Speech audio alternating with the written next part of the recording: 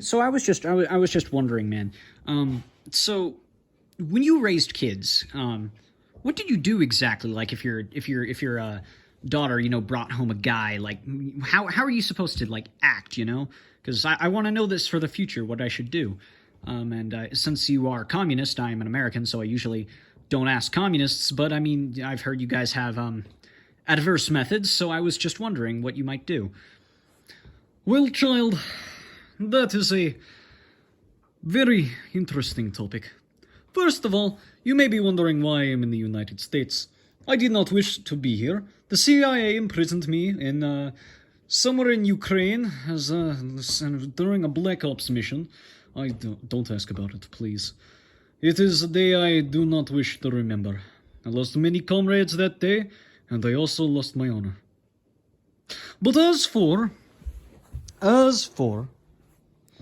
women, and specifically daughters and who they bring home, it was in the summer of '73, and you know, it was an interesting year, but I remember it very clearly.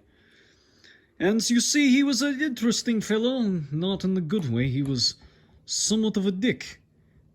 And so what I did next, I still remember, and I will never forget it, and I do not regret it. I will tell you that.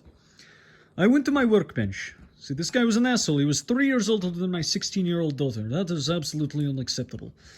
And so then, I cocked the gun and brought out a bullet. Shot it out, and I took it. In fact, if you look under my paw right there, I keep it with me as a memoir. It was my proudest moment, especially as a father. Really, Scruffy? Why?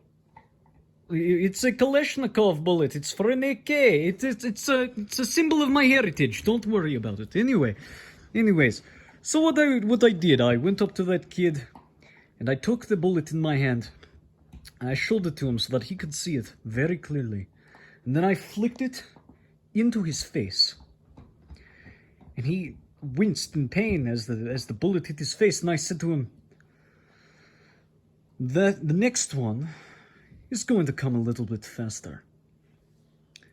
And he ran out the house screaming so much, and like a little girl, that I cried laughing the entire night. I cried myself to sleep just from laughing, I tell you right now. That was so good.